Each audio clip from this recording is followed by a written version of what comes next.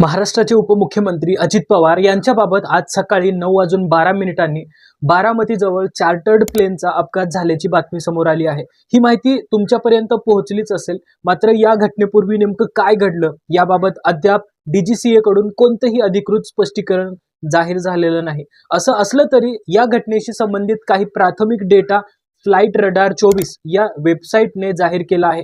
त्यांच्या अधिकृत ट्विटर म्हणजेच एक्स हँडलवर हा डेटा शेअर करण्यात आलेला असून अपघाताच्या अगोदरच्या क्षणांमध्ये विशेषतः शेवटच्या 5 मिनिटांमध्ये विमानाच्या हालचाली कशा होत्या त्याची थोडक्यात माहिती त्यातून मिळते। मिळालेल्या माहितीनुसार अजित पवार ज्या प्रायव्हेट जेटमधून प्रवास करत होते ते लेअरजेट 45 प्रकारचं अमेरिकन बनावटीचं बिझनेस क्लास जेट होतं। या जेटमध्ये साधारण 8 ते 9 प्रवासी बसू शकतात आणि एका सिंगल फ्लाइटमध्ये सुमारे 3000 किलोमीटर पर्यंतचा प्रवास करण्याची त्याची क्षमता असते। हे विमान अत्यंत सुरक्षित आणि विश्वास मानला जातो, याच्यावरती खूप ठेवला जातो। त्यामुळे जगभरातील अनेक नामवंत व्यक्ती या प्रकारच्या जेटचा वापर करतात। फ्लाइट रडार 24 याने शेअर केलेल्या एका फोटोमध्ये अपघाताच्या अगोदरच्या शेवटच्या 5 मिनिटांची माहिती दिसते। त्या डेटानुसार विमानाने सुरुवातीला लँडिंगचा प्रयत्न केला होता, मात्र तो प्रयत्न यशस्वी ठरला नाही। त्यानंतर बारामतीच्या धावपट्टीच्या परिसरात पुढील काही घडामोडी घडल्याचं या डेटामधून सूचित होतं। या संपूर्ण घटनेबाबत अधिकृत आणि सविस्तर माहिती डीजीसीए कडून आल्यानंतरच संपूर्ण चित्र स्पष्ट होईल। त्या धावपट्टीच्या जवळ आल्यानंतर या विमानाने एक मोठा लूप घेतला। आजूबाजूच्या 5 ते 6 खेडेगावांना वळसा घालत हे विमान पुन्हा बारामतीच्या दिशेने वळलं। ज्या ठिकाणी विमानाने हा टर्न घेतला त्या परिसरात देऊळगाव रसाळ नावाचं गाव होतं। त्या भागाच्या पुढे गेल्यानंतर फ्लाइट रडारच्या डेटांमध्ये विमानाचा रेड सिग्नल दिसतो, म्हणजेच त्या क्षणी विमानात काहीतरी तांत्रिक बिघाड झाल्याचं शक्यता व्यक्त केली जाते। याच टप्प्यावर विमानाने सेकंड लँडिंगचा प्रयत्न केल्याचं सांगितलं जातं। पहिला लँडिंगचा प्रयत्न अयशस्वी ठरल्यानंतर हा दुसरा प्रयत्न करण्यात आला होता, मात्र या सेकंड लँडिंग दरम्यान वियर्ड ऑफ असा शब्द वापरला गेला, ज्याचा अर्थ विमानाने अचानक तीव्र असा शार्प टर्न घेतला। या शार्प टर्नमुळे विमानाचा अँगल बिघडला आणि पायलटचा विमानावरील ताबा सुटला।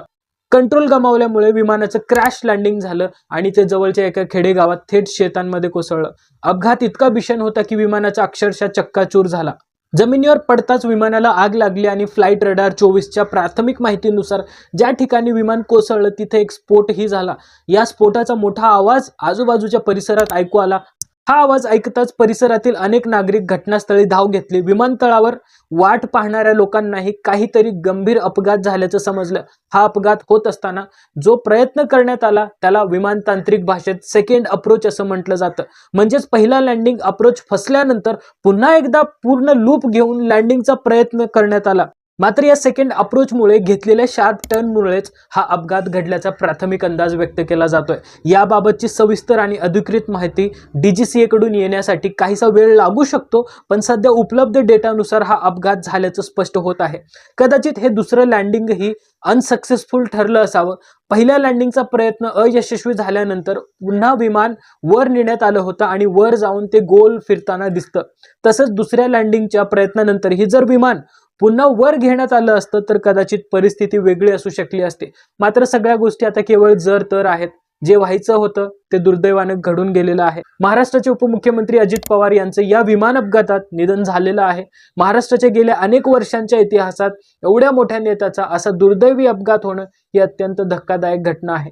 देशभरात यापूर्वीही अशा प्रकारचे अपघात झालेले आहेत, ज्यामध्ये अनेक महत्त्वाचे नेते देशाने गमावलेले आहेत।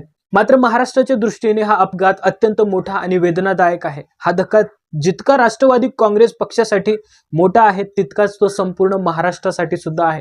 कारण अजित पवार हे अत्यंत कर्तव्यदक्ष, कामात काटेकोर आणि कणखर नेतृत्वासाठी ओळखले जाणारे नेते होते। या घटनेबाबत आणखीन काही अपडेट्स मिळाल्यास आम्ही तुम्हाला सतत माहिती देत राहू। पाहत रहा उमेश मुंबईवाला। जय हिंद, जय महाराष्ट्र।